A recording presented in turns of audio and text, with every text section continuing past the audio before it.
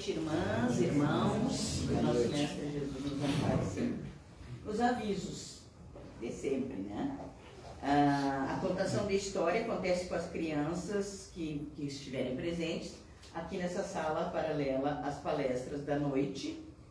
E os estudos do Livro dos Espíritos têm dois grupos, um de manhã, na segunda-feira, às 10 horas, e um na quinta-feira, às 19h30, que já está meio livre. Então, iniciantes é para esse horário da manhã, tá? A doação das cestas básicas é solicitada para posterior distribuição às pessoas assistidas pela equipe de assistência aos carentes. A realização de rifas ocorre a fins de angariar fundos para a reforma da sala de passes. Por enquanto, a gente ainda não abriu a rifa, nós temos ali uma cafeteira para rifar daqui a pouco. Os estudos das obras básicas ocorrem em dias e horários pré-estabelecidos, como eu já falei antes. A biblioteca possui livros para empréstimo, bastando preencher a ficha de associação e pagar um valor único de adesão. Livros à venda com valores acessíveis, tem promoção, por enquanto, ali de R$5. São boas obras. O atendimento fraterno é realizado com agendamento prévio e acontece meia hora antes dos trabalhos da casa. Informações na biblioteca. Solicita-se que durante os trabalhos da casa os telefones sejam colocados no modo silencioso. Solicitamos também que não coloquem lixo nas floreiras da lateral do centro, mas descartem corretamente nas lixeiras disponíveis. A pomada do vovô Pedro está à disposição, uma por família, de forma gratuita, solicitar na biblioteca. Boa noite. Vamos iniciar nossas atividades, quarta-feira à noite, fazendo a abertura, pedindo permissão do mentor da casa, Eurípides Marçanuco, sua equipe, para que ele faça a devida limpeza de qualquer energia negativa que se encontre.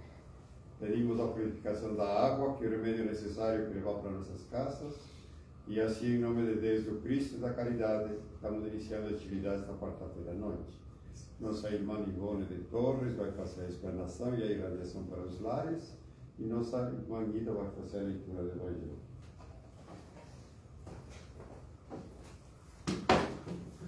Do capítulo 12, amai vossos inimigos, pagar o bem com o mal. Não, perdão. Pagar o mal com o bem.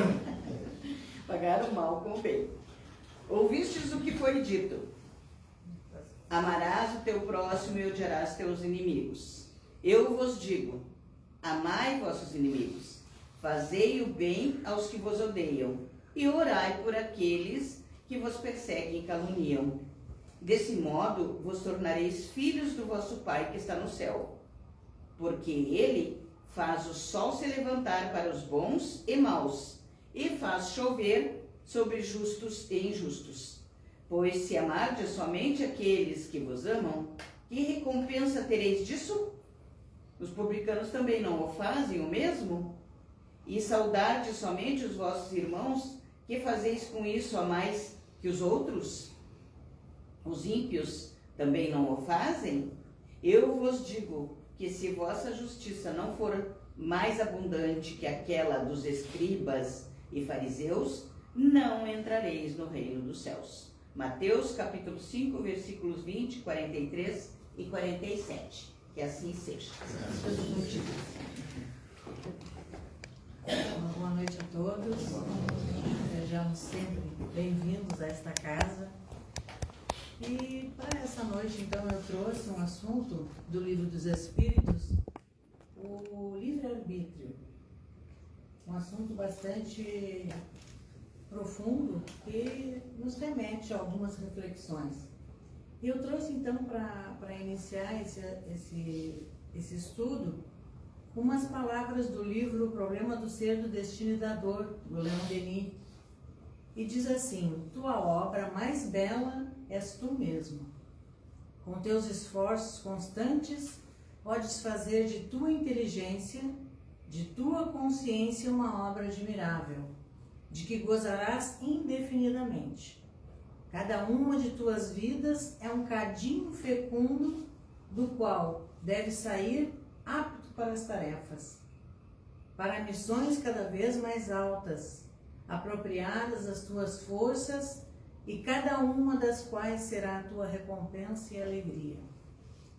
Então, a nossa obra melhor somos nós mesmos, né? Porque é aquilo que a gente sempre fala, a gente não pode fazer nada obrigando o outro a fazer, mas a gente precisa fazer por nós mesmos. A gente não consegue mudar ninguém. O único que a gente consegue, e nem sempre, somos nós mesmos. Essa é a nossa maior obra. Então, o livre-arbítrio, as questões do Livro dos Espíritos são 843 a 850. Nós vamos abordar algumas. Então, o livre-arbítrio, no conceito filosófico, ele se refere à capacidade do ser humano de tomar decisões e agir de forma independente, sem ser determinado por fatores externos ou por uma força superior. Esse é o conceito filosófico lá do dicionário, né? É a ideia de que cada indivíduo tem o poder de escolher e ser responsável por suas ações, sendo livre para o que quiser fazer e como se comportar. E a doutrina vem nos dizer e arcar com as consequências de todos os nossos atos. Então é uma liberdade, é um presente que nos foi dado por Deus, o livre-arbítrio. E nós, estudantes da doutrina espírita, a gente sabe que essa parte filosófica, ela nos cobra um pouquinho as reflexões, os pensamentos diários. E esse tema do livre-arbítrio é um que exige bastante, porque em tudo que nós fazemos, ou em tudo que nós já fizemos, nós usamos o livre-arbítrio. E a gente usa ele assim de maneira que a gente às vezes nem percebe, não se dá conta. Por quê? Porque é um dom automático, né? Um presente divino, um dom automático que Deus nos deu. Há muitos anos, quando eu ainda morava em Esteio, quando fiz o magistério, e algumas vezes até eu já comentei, eu tive um professor de filosofia chamado José Nilde, olha quão importante ele foi, né? Que eu não esqueço o nome dele. E ele disse uma vez na sala de aula, trazendo essas polêmicas, né? Foi com ele que aprendi também a gostar de Sócrates. E ele trouxe uma vez um debate na sala de aula, deixou todo mundo meio de cabelo em pé, sobre o destino, se havia ou não destino. Eu, na época, ainda era católica, estudei até o magistério que eu fiz num colégio de freiras, e o rebuliço na sala de aula se fez. Porque alguns achavam que o destino existe, e outros achavam que não. Eu, como era sempre muito metida, naquele dia eu fiquei meio na minha, porque disse, puxa, ele trouxe uma coisa, será que existe o destino? As coisas já estão pré-determinadas? E vocês, o que pensam disso? Será que a gente já vem com tudo pré-determinado? E aí, alguns deram respostas e tal, e eu fiquei meio quietinha na minha. E aí ele veio depois, então o professor ele disse, sim, mas então, se já está tudo pré-determinado, nós somos simples marionetes nas mãos de Deus, né? Ele sabe tudo que vai acontecer, ele mexe tudo, ele faz tudo, ele que determina tudo, já está tudo prontinho. Nós não temos, então, livre-arbítrio, né? Se já está tudo pré-determinado, nós não temos livre-arbítrio. E nós temos livre-arbítrio. E aí a doutrina espírita vem nos dizendo, então, né? Lá na questão 843, Kardec pergunta aos espíritos, tem o homem o livre-arbítrio de seus atos? E os espíritos respondem, pois que tem a liberdade de pensar, tem igualmente a de obrar, ou seja, a de trabalhar, a de fazer. Sem o livre-arbítrio, como eu disse lá meu querido professor, nós seríamos marionetes, máquinas, né? Já está tudo pronto, está tudo determinado, então não adianta a gente fazer nada aqui, está tudo predeterminado. Então, qual a relação entre o livre-arbítrio e o destino? Destino e determinação. Quando nós estudamos, então, essa parte filosófica, a gente vem trazendo, né? Essas reflexões para que a gente possa ir sedimentando o nosso conhecimento e abrindo a nossa mente para essas coisas que acontecem na vida da gente. Muitas vezes a gente não sabe por que, não encontra motivo nem razão, Muitas vezes, depois de muito tempo de alguma coisa acontecida, que a gente vai dizer, agora eu entendo o que aconteceu. Muitas vezes a gente pede alguma coisa, né, para que Deus coloque no nosso caminho, na nossa porta, e às vezes vem uma coisa bem diferente daquilo que a gente esperava, e depois de muito tempo a gente vai dizer, agora eu entendi por que veio assim e não veio assado. Porque muitas vezes era aquilo que a gente necessitava, e não o que nós pedíamos ou merecíamos naquela época. E eu trouxe também a questão 258, onde Kardec pergunta, no estado errante, lá na erraticidade, no mundo espiritual, antes de uma nova existência corpórea, o espírito tem consciência e previsão do que lhe vai acontecer durante a vida? Esses assuntos também a gente às vezes debate nos grupos de estudo, né? Para saber, será que a gente escolhe tudo que vai acontecer com a vida da gente está planejado, já está tudo pré-determinado lá no plano espiritual? Os espíritos dizem que não. Por quê? Porque só o mais importante é que está já planejado. E assim mesmo, esse menino, o livre-arbítrio, ele faz com que a gente se desvie do caminho. A gente pode mudar pelo livre-arbítrio. Então, só as coisas mais importantes são determinadas lá no plano espiritual. Muitas coisas a gente escolhe, se é que a gente pode ainda, né? Alguns de nós não podem, vem naquela compulsória. Alguns escolhem algumas provas. Uma grande maioria das vezes a gente falha nessas provas que a gente escolhe, através da encarnação, do véu do esquecimento e das nossas escolhas aqui no mundo material. Às vezes nós mudamos aquilo que a gente se comprometeu de fazer. E aí, então, como é que fica a vontade de Deus? Ele não decide nada, então, em nossas vidas? Essa é uma questão da bondade divina, da prova da bondade divina. Ele poderia, como eu disse, nos ter feito simples bonecos, né? E aí ficava se divertindo. Olha que prazer que tem Deus de fazer um monte de bonequinho e saber tudo que cada um vai fazer. A única coisa que eu acredito que Deus saiba é que nós somos imperfeitos e a gente vai chegar lá. Somos fadados à perfeição. Mas toda essa caminhada é por nossa conta, vai correndo por nossa conta. Porque os erros que a gente vai cometendo, a gente vai ter que reparar pela oportunidade da reencarnação. As escolhas que a gente vai fazendo, o uso do livre-arbítrio. Então nós escolhemos a maioria das coisas. Deus sabe o que vai acontecer, Deus sabe da nossa capacidade ainda de acertar e de errar. Esse é o grande entendimento do livre-arbítrio. E na 844, o Kardec pergunta, o homem goza do livre-arbítrio desde o nascimento? Essa pergunta é danadinha, né? Ou seja, nós temos livre-arbítrio desde o nascimento, no momento que a gente foi criado por Deus, e os Espíritos respondem, ele tem a liberdade de agir, desde que tenha vontade de o fazer. Nas primeiras fases da vida, a liberdade é quase nula, ou seja, nas primeiras fases da nossa criação, nas primeiras reencarnações, nas primeiras encarnações, é quase nula. Ela se desenvolve e muda de objeto com as faculdades, ou seja, conforme a gente vai evoluindo, né, enquanto humanos, vai desenvolvendo as atividades intelectuais, e aí sim a gente vai tomando posse desse livre-arbítrio de uma maneira mais completa. Na infância da nossa criação, ela muda conforme vamos adquirindo conhecimentos morais e espirituais, assim como as responsabilidades pelos atos que praticamos.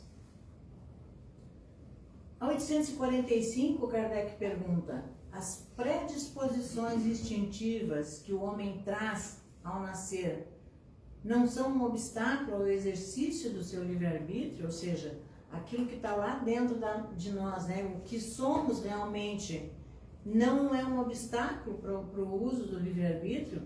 E os Espíritos respondem, as predisposições instintivas são as do espírito antes da encarnação.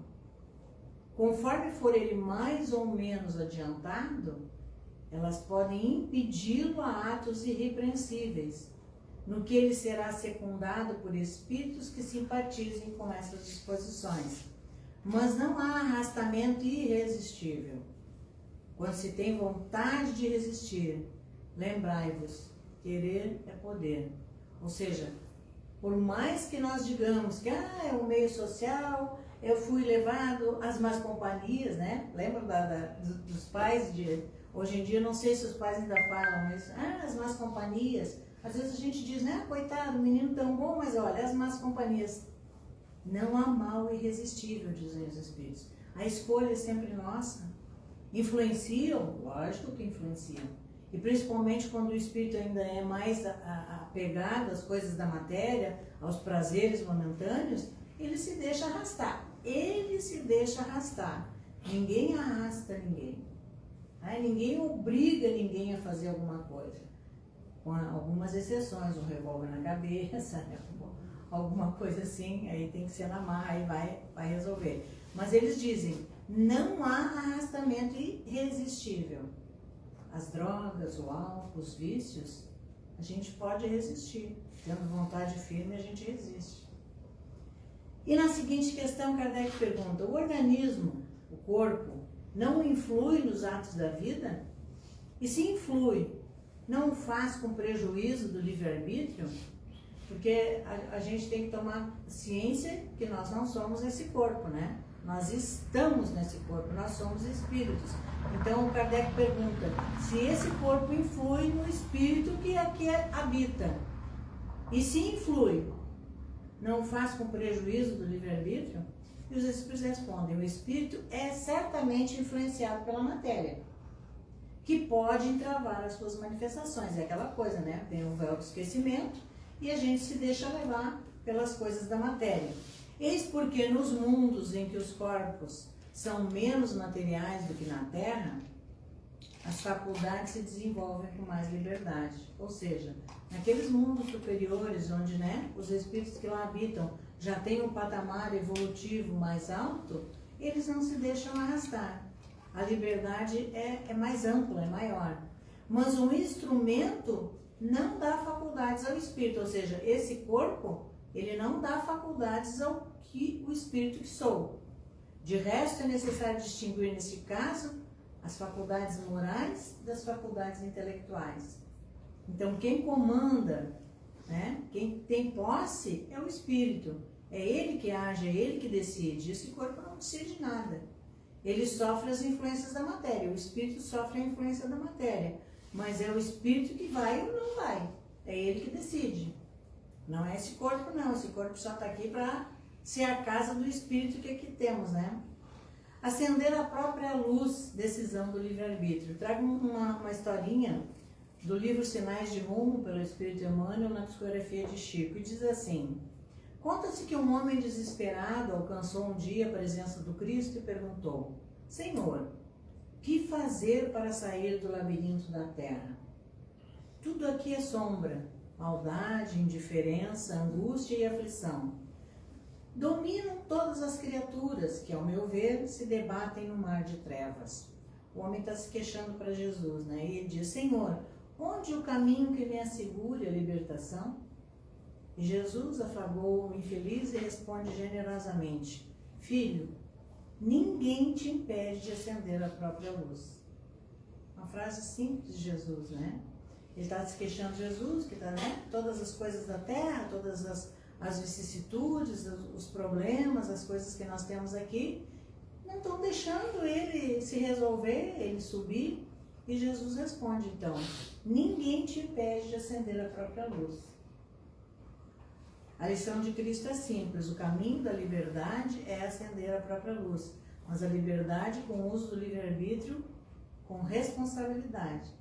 E saber usar o livre-arbítrio para o caminho do bem é só seguir aqueles ensinamentos, como a gente diz, né? O manual da felicidade, que é o Evangelho. Notemos que o objetivo do interlocutor, do senhor que pergunta para Jesus, é apenas sair do labirinto da terra, porque ele não suporta mais, tá insuportável para ele a vida aqui. Mas em nenhum momento ele se preocupa com o que ele precisa realmente fazer para crescer moralmente.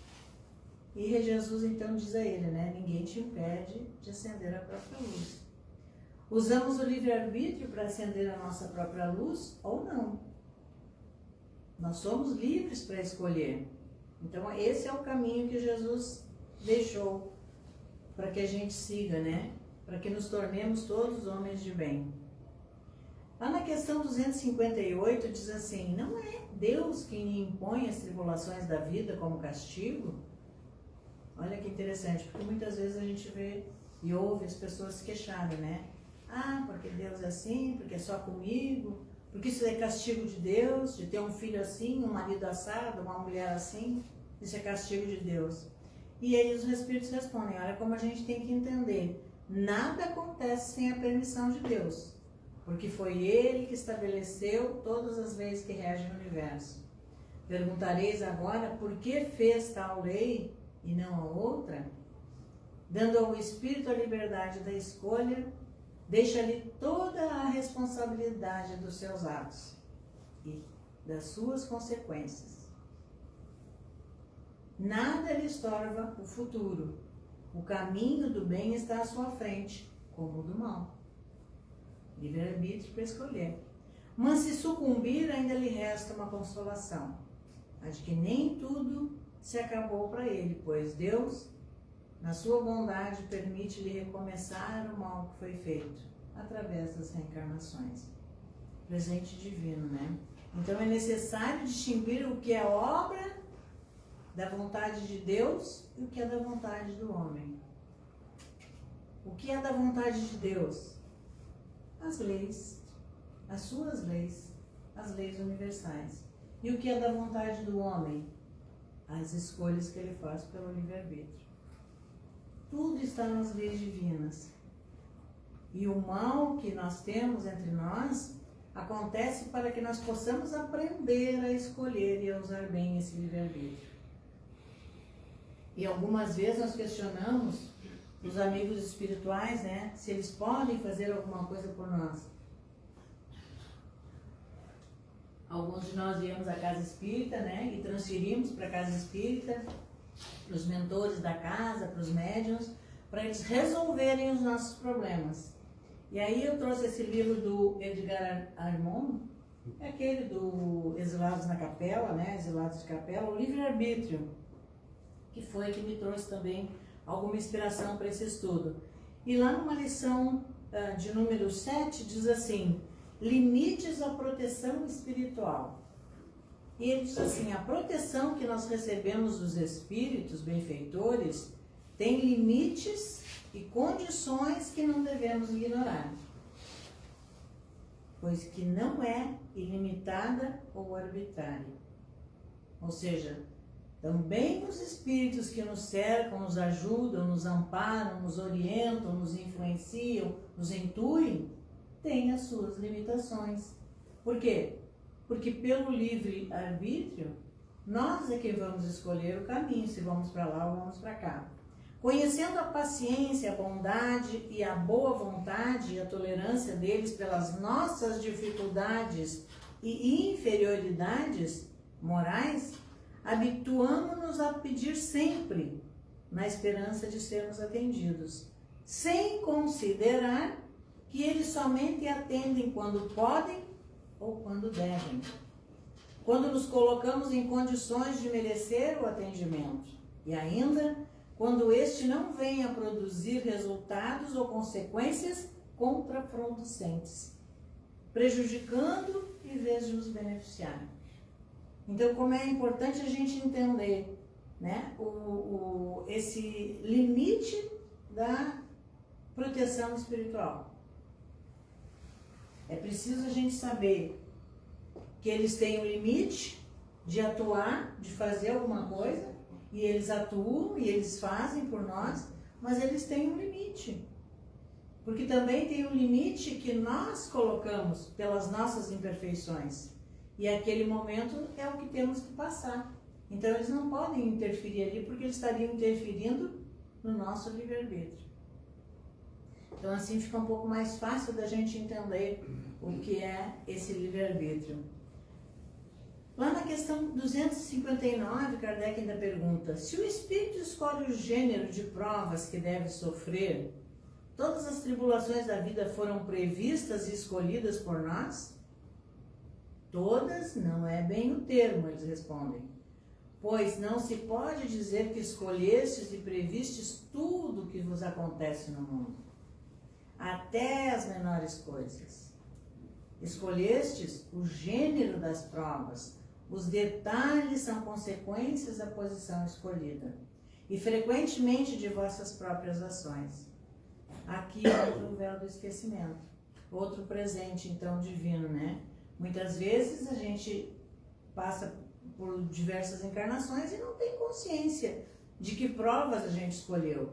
Mas se a gente analisar um pouquinho a vida que a gente tem, os familiares que a gente tem, as tribulações que a gente está passando, a gente vai dizer, puxa, mas então eu escolhi isso. É aquela história, né?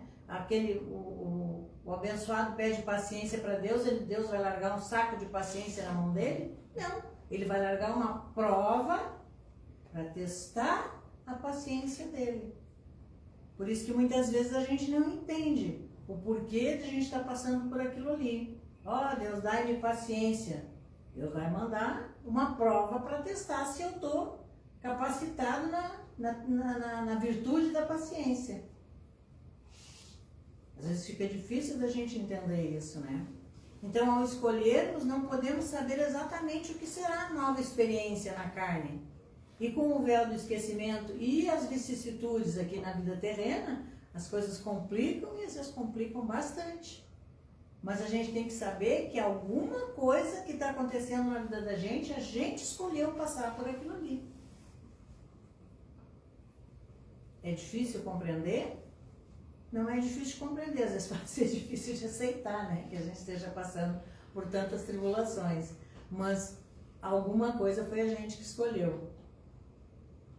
Lá na questão 847, Kardec pergunta, a alteração das faculdades tira ao homem o livre-arbítrio? Ou seja, aquele que vem, né, tolhido das suas faculdades mentais, vem com algum problema neurológico, coisas assim. Se ele tira o livre-arbítrio, né, ele pergunta essas alterações. E os Espíritos respondem, aquele cuja inteligência está perturbada por uma causa qualquer, perde o domínio do seu pensamento e desde então não tem mais liberdade. Essa alteração é frequentemente uma punição para o espírito que numa existência pode ter sido vão e orgulhoso, fazendo mau uso dessas faculdades. Então ele vai passar por essa experiência. Mas a gente sabe também que lá durante o nosso sono, no desdobramento, a gente vai ter alguma percepção do porquê está passando por aquilo. Acorda e não lembra, aí já é outro departamento, né? Mas lá na consciência da gente ficou gravado aquela lição que a gente precisa aprender.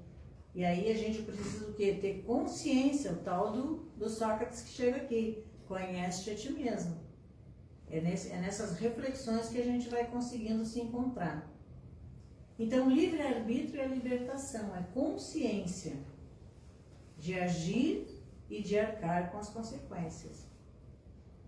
Na 848, Kardec pergunta, a alteração das faculdades intelectuais pela embriaguez desculpa os atos repreensíveis? Não, pois o ébrio voluntariamente se priva da razão para satisfazer paixões brutais. Em lugar de uma falta, comete duas. A gente sabe que a bebida, os vícios, né, todo o exagero, ele traz as suas consequências. Então, se a pessoa bebe, né, naquele montante até ficar incontrolável, sem controle dos seus atos e pega o carro e sai, ele já cometeu duas infrações com ele mesmo e de repente com o próximo. Porque sabia que não devia beber daquela maneira e sabia que bebendo ele poderia fazer algum mal a outras pessoas. E até mesmo a ele próprio, né? Porque muitas vezes não acontece um mal com outra pessoa, acontece com a pessoa só ele mesmo. Ele dentro do carro bate numa casa, num poste, no tal, e o mal vem para ele. Então, em vez de cometer uma falta, ele comete duas. E na próxima questão ele pergunta se a posição social não é às vezes um obstáculo à inteira liberdade de ação. Aqui, como nós sabemos, nós vivemos em coletividade, vivemos numa comunidade. E nascemos na família que merecemos e precisávamos, nascemos no local, na cidade, no bairro. É tudo um planejamento, né? Não há uma coisa que fuja disso aí. Então, naquele local onde a gente veio nascer, nós no Brasil, né, ou tantas outras culturas, é porque havia uma necessidade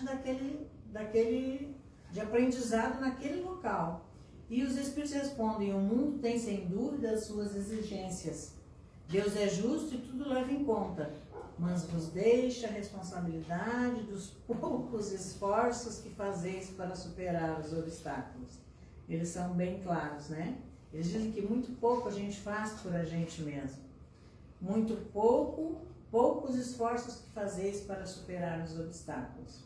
Que obstáculos são esses? Os obstáculos que nós temos, né? Com as nossas pendengas conosco mesmo. A posição social, muitas vezes, leva a cometer atos que iremos levar para diversas encarnações, né? Se a gente falar em sexualidade, promiscuidade, roubo, corrupção, omissão, indiferença, autoritarismo, abuso de poder, de comida, de bebida, isso tudo são problemas que a gente vai levar para algumas encarnações. E isso tudo é o convívio dessa relação social que a gente vive. E para irmos encerrando, então, eu trouxe uma história bem pequena do livro Jesus no Lar, a lição número 34, com o título A Serva Escandalizada.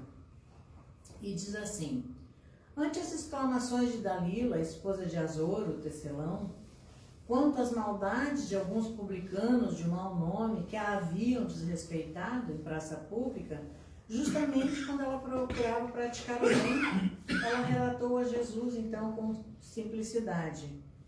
E Jesus disse: piedosa mulher, desejando ser mensageira do reino divino na terra, bateu às portas do paraíso, rogando trabalho.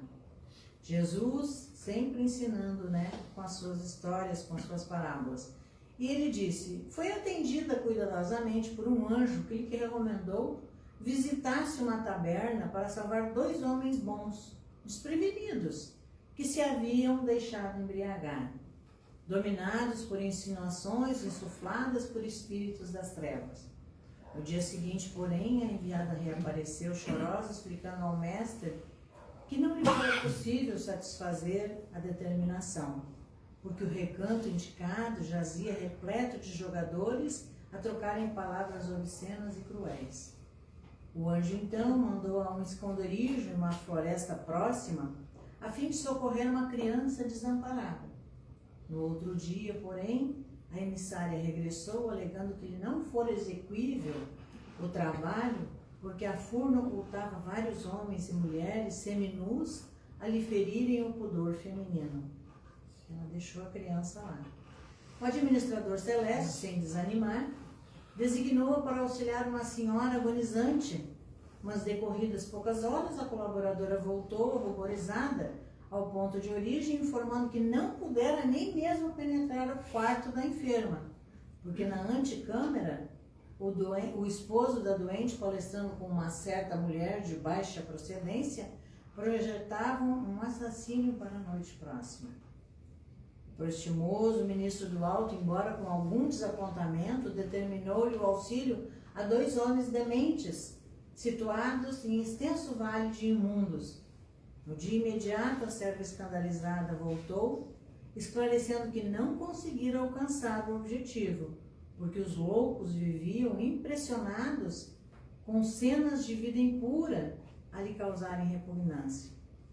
O preposto do Altíssimo, depois de ouvi-la com manifesta estranheza, pediu-lhe amparar uma jovem que se achava em perigo, mas em breve ela voltava também, exclamando que a criatura mencionada podia ser vista numa festa desregrada em repulsiva condição moral.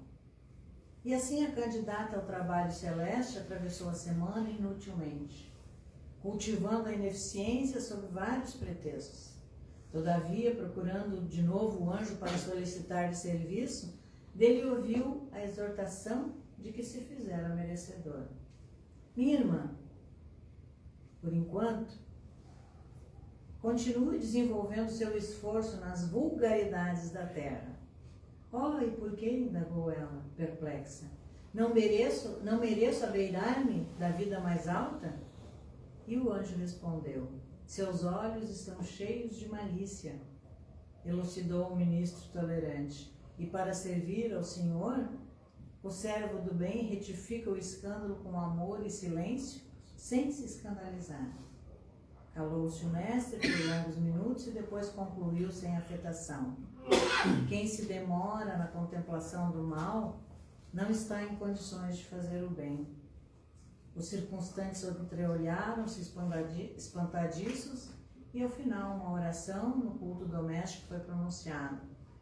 Lá fora, a lua muito alva, desfazendo-se a treva noturna, simbolizava radioso convite do céu ao sublime combate da vitória. Ou seja, ela queria ajudar, ela queria fazer alguma coisa para, ser digna de uma posição mais alta, mas ela recusou todo o trabalho. Com olhos de malícia, ela enxergava o mal e não enxergava o bem que ela poderia fazer. Livre-arbítrio. A escolha do nosso olhar é livre-arbítrio. Eu posso olhar, como a gente diz, o copo cheio ou o copo pela metade. Ou o copo quase vazio, o copo quase cheio. Depende dos olhos de quem vê. Então, que a gente possa ter esse olhar e que a gente lembre dessa frase: ninguém te impede de acender a própria luz. Nós possamos usar o nosso livre-arbítrio para olhar o bem e fazer o bem. E assim seguir a nossa caminhada evolutiva. Paz e luz a todos.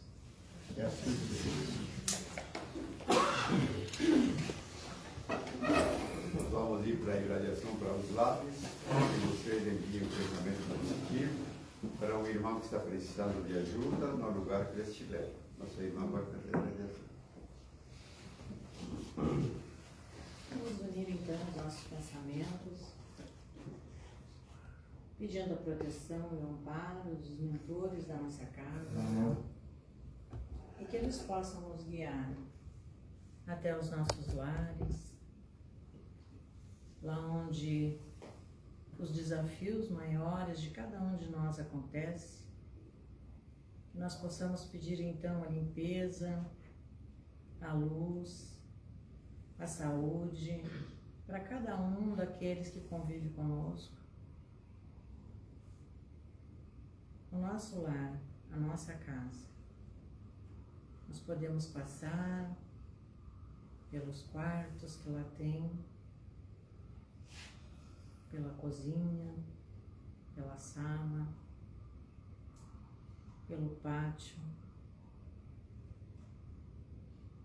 pedindo a Deus a proteção, a saúde, a paz que todos nós buscamos. Que cada um dos elementos da nossa família possa estar recebendo nesse momento esse amparo, seja por uma situação de doença, de vícios, de problemas financeiros, de emprego, de brigas na família. Que os amigos espirituais, os nossos anjos de guarda possam estar sempre conosco, nos amparando, nos intuindo, e que nós, da posse desse livre-arbítrio, nós possamos decidir o caminho melhor a seguir, o amparo que nós podemos dar a cada um daqueles que vêm nos pedir, por nós mesmos, por cada um de nós, que nós possamos ser indulgentes com as nossas faltas, porque a culpa em nada nos ajuda. Então, dessa maneira, que essas bênçãos divinas possam entrar nos nossos corações e mudar algum pensamento negativo, aqueles que adoecem o corpo e a alma. Então, com o convite de retornarmos para cá, deixando lá nos nossos lares essa vibração de luz, de amor, de paz, de serenidade. E acima de tudo de saúde, saúde mental e física para todos aqueles que convivem conosco. Voltando então aqui para o nosso centro, nós damos por encerrada a irradiação. Que assim seja. E nós vamos ir para o passe, mentalize seu anjo da guarda para receber os fluidos positivos.